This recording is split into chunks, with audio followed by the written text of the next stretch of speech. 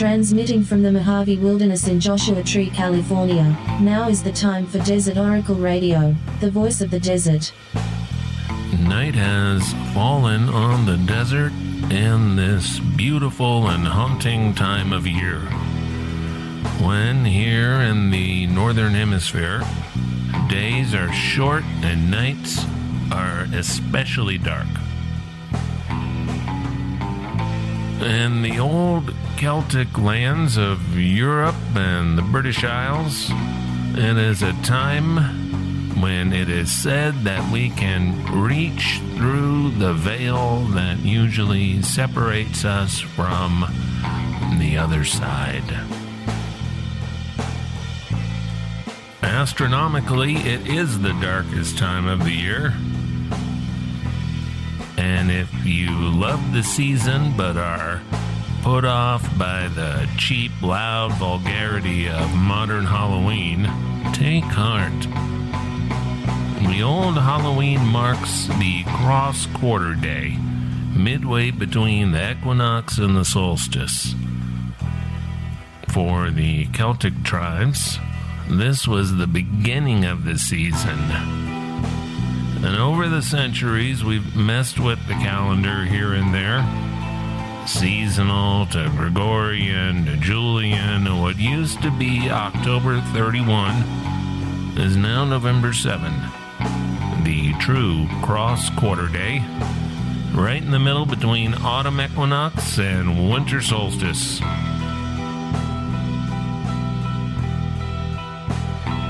Maybe that's why we have election day at the same time of year. It is a scary time. At one time of year, we suddenly realize people we've long thought dead are actually sort of barely alive. Sort of held together with the devil's magic and duct tape. Lumbering about, terrifying the children. Running for re-election in our district, it's terrifying. The Druids may have put particular importance on this particular cross-quarter night because of the annual culmination of the cluster of stars we call the Pleiades, or Seven Sisters, which 1,000 years ago would have happened at midnight on the old calendar's October 31.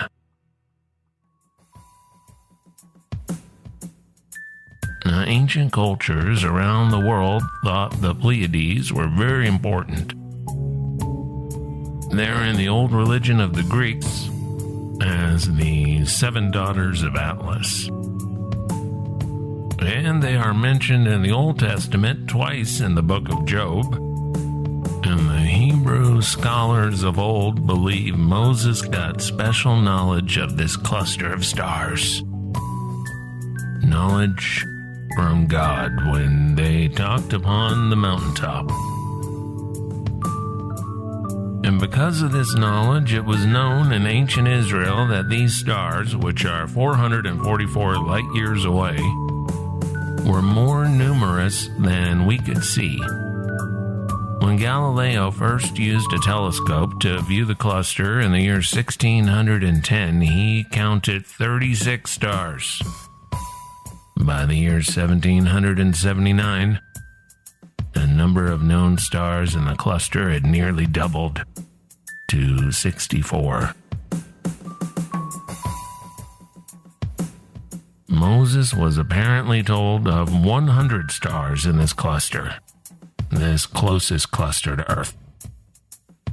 And if you look at the website astronomy.com in our time, you'll see the Seven Sisters described as a cluster of 100 or more stars. Moses was right. The ancient Japanese spoke of 6 stars, because even though the Greeks named the stars the Seven Sisters, there are only 6 visible to the naked eye. Especially now with all the light pollution and the smoke from the wildfires. Those 6 stars of the Pleiades remain very meaningful in Japan. Subaru borrowed the star cluster for its car logo, because Subaru is a Japanese name for the group. It means to unite. You have to wonder what our ancient ancestors knew about the Seven Sisters, why it was so important. Important enough to make Halloween the holy night of the Pleiades, culmination in the autumn sky. Maybe we were visited. Maybe we're still being visited. Those stars appeared only 100 million years ago when dinosaurs ruled the world. Some would say they're direct descendants, the ravens, the crows, the corvids, still rule the world. But then the dinosaurs died out, the big ones anyway, and a completely new species of animal appeared on Earth, the primates. The earliest mammals that were something like primates appeared about 65 million years ago. Monkeys about 30 million years later. And now here we are, trying to figure out if we can kill ourselves and everything else on Earth in just a couple of 100 years. If you want to improve your Halloween experience, next time skip the fake blood and the movie character costumes and hold your own celebration on Cross Quarter Night. It's a good time to be outside in the desert and the cool fall night, especially up in the high desert where it's sometimes even cold enough to put on a sweater if you can find one. And that's a good time of year because you can set out some lanterns and you don't have to worry so much about scorpions crawling up your legs. And the sky is often clear, often clean. Relatively clean, anyway. Invite some people over and do whatever it is you do. Sit outside and talk about the end of the world. Pick out the constellations. Watch for shooting stars and UFOs. Go up to the mountains and bring home some hard apple cider. Maybe have some kind of ritual at midnight with the Pleiades overhead. Tell some ghost stories around the campfire. Listen for the coyotes. Watch for the shadows of the owls. The cross quarter day will be November 7 in 2019 too. It's called Samhain or Samhain or Samhain, depends on your particular Celtic pronunciation, your particular tribe. Americans sometimes say Samhain due to the way it's spelled.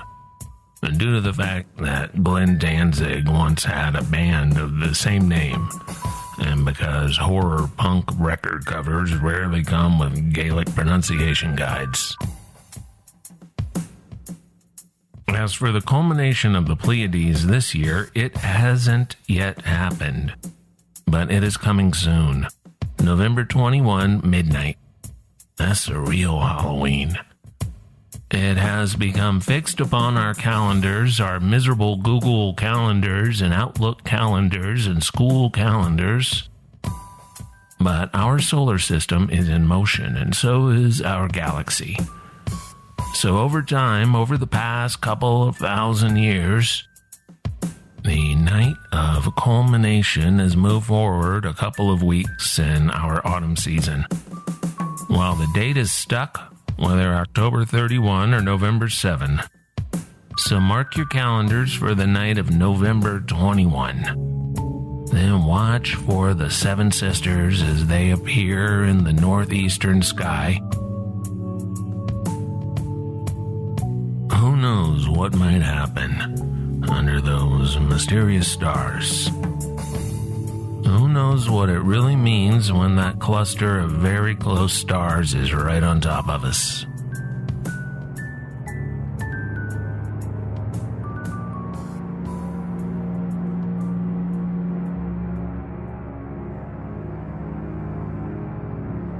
Up through the darkness, while ravening clouds, the burial clouds, in black masses spreading. lower sullen and fast athwart and down the sky, amid a transparent clear belt of ether, yet left in the east, ascends large and calm the Lord's star Jupiter, and nigh at hand, only a very little above, swim the delicate sisters, the Pleiades. Walt Whitman, On the Beach at Night, 1871.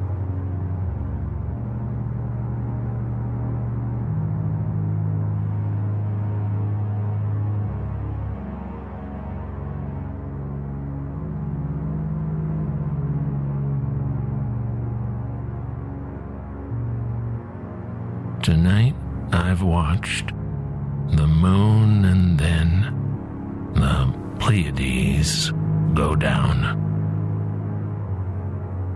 The night is now half gone, youth gone. I am in bed, alone. Well, that one carries some weight for the middle-aged reader. That one is by Sappho, written on a Greek isle, 570 BC.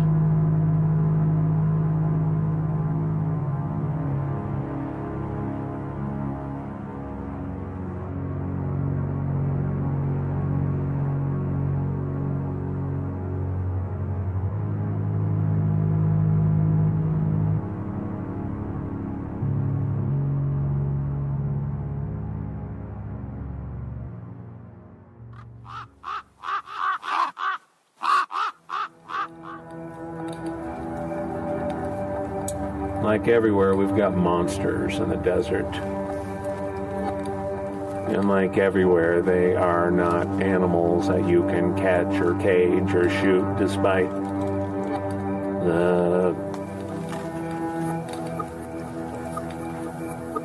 bozo documentaries on cable TV. But they do appear. They do frighten people. They occasionally do attack people. And everywhere you go in this desert, there is a local version of the story. These mountains right behind us hold one of the best-known stories, and it's a name you'll hear all over this town.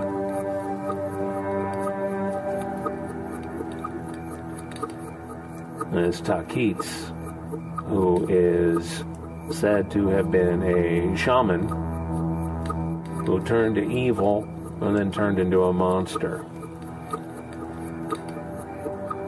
This one appears two ways: as an orb of green, staticky light, a ball of green light that will follow and chase you down these canyons.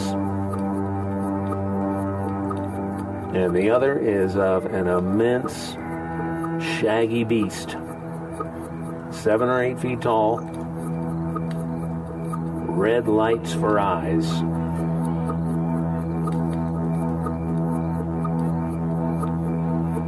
We were talking about this particular desert Sasquatch last year here, and a woman came up to me afterwards and explained how she and her best friend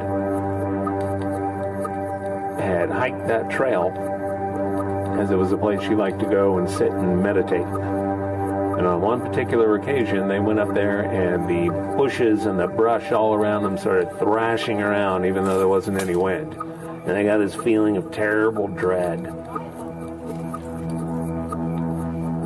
And so they started running down the trail. And as they ran down the trail, the brush and the bushes around them and thrashing in front of them and alongside of them all the way down.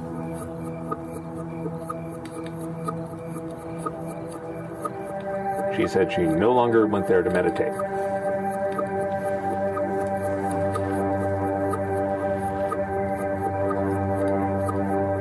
At Edwards Air Force Base, There are a couple of different versions of this monstrosity, and the names are especially dumb because they were named by base police who were trying to sound cool to each other.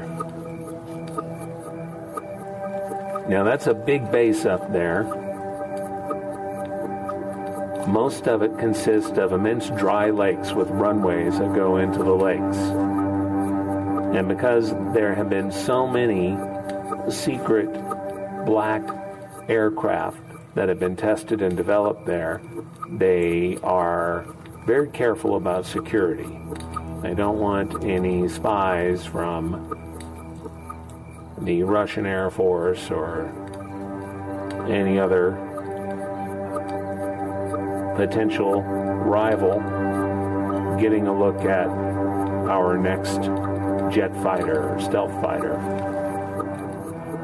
So in the 1970s, there was a group of police who patrolled the area. They were known as the Desert Rats, officially the Base Air Force Police Patrol of a unit, which I do not remember the number of.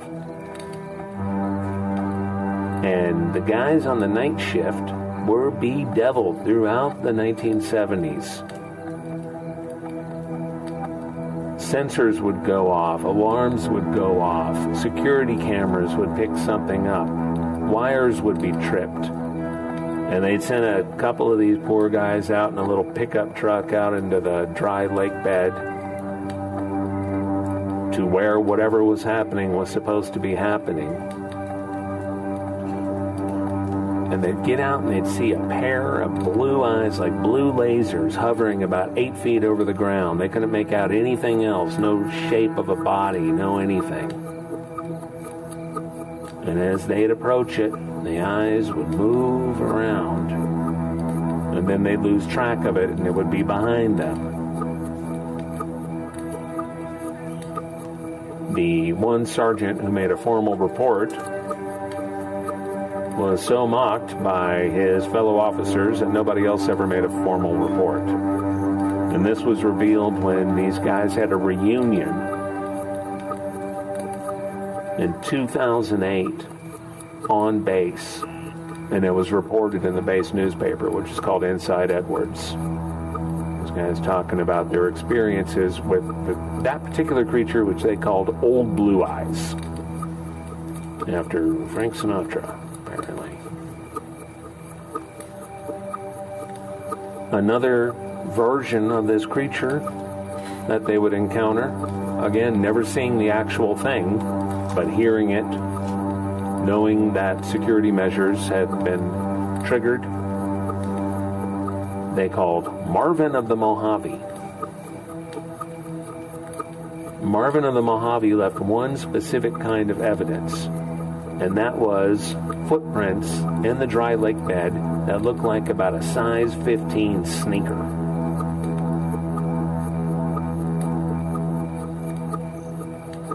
Marines from 29 Palms who would go up to Big Bear to cool off in the summer began telling the story of the cement factory monster in the late 1970s, early 1980s. A big, ugly cement factory on the side of the mountain there, the north side of the San Berninos that you can see from Lucerne Valley, now owned by Mitsubishi. It's been in operation for a long time. It's where a lot of the gravel and rocks and concrete that make up all of our Southern California highways and freeways come from. They were coming down from Big Bear, had a bunch of beer in the car and thought they might want to drink that off before they got back to base.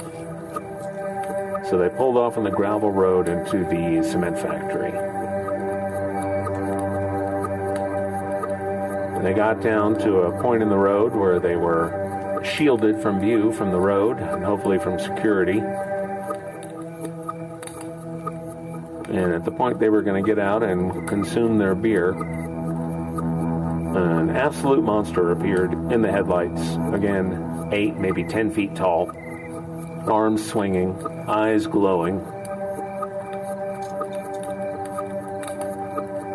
Now they nearly backed into a gravel pile. turned around, tires spinning, and in their rearview mirror, they saw the thing running after them, keeping up with them, 45 miles an hour down the gravel road. There's now a fence. You can no longer enter. And then in Joshua Tree in Yucca Valley in 29 Palms, we have our beloved Yucca Man, the desert Sasquatch of the high desert. A ritual for new Marines on the 29 Palms base is to be sent out on your first night into the open desert to confront the Yucca Man, who on base is almost always one of their comrades in one of those camouflage suits with the strings hanging down everywhere. They jump out from behind a yucca, scare the hell out of the new recruit, and the legend continues. The thing was, there was an actual Yucca Man on base as the base expanded. It was adjunct to Camp Pendleton initially. And the most consistent story you hear is of a guard working at the old rifle range. And something came up behind his little guard shed. He turned on his flashlight and saw nothing. And he heard it to his side. He left his little guard booth bravely and shined his flashlight around. And he saw it just for a minute, towering over him, stinking like rotten eggs, sulfur, the eyes glowing.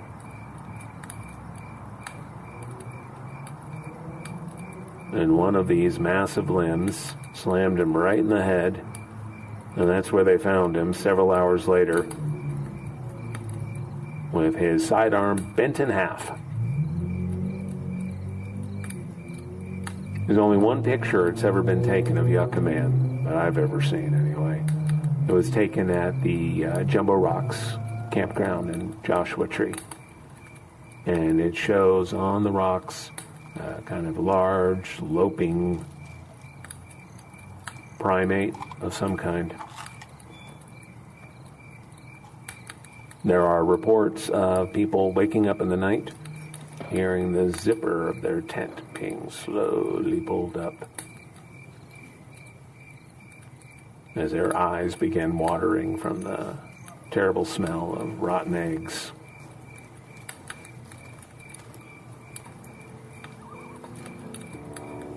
So lock your doors tonight.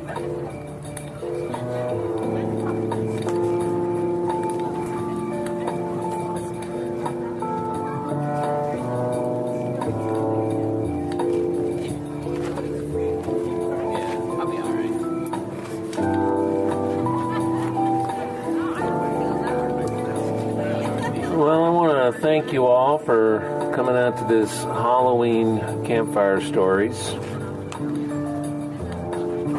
So good night for such stories. The plan is we will do these again on the last Wednesday of November and the last Thursday of December and the last Thursday of January. They're on the Ace Hotel calendar, and if I have the dates right, I will mention them on the radio show. There's a Desert Oracle radio show that broadcasts Friday nights at 10 p.m. in Joshua Tree on 107.7 FM KCBZ. And that's really the best way to hear the show. You can hear it driving through Mojave National Preserve, kind of coming in and out as the mountains block the signal. Right before they get you. Right before the satanic cult pulls you out of your car. You can enjoy some quality radio on the FM. It's a podcast as well on iTunes and etc.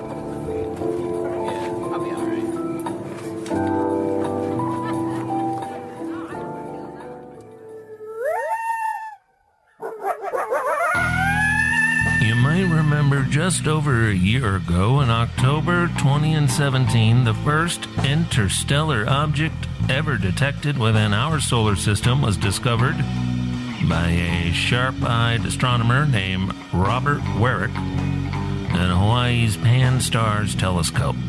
But it had already shot by Earth before it was noticed, and some detective work revealed that the thing had dropped into our solar system from above, and then took a gravity assist from the sun to zip right past Earth.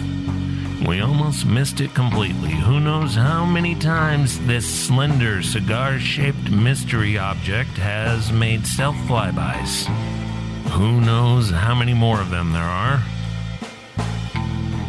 We don't know much about it, is what I mean. It doesn't look or act like a comet, and it doesn't look or act like any asteroid we've ever noticed before, and because of this, a new designation had to be made by the International Astronomical Union, I for interstellar.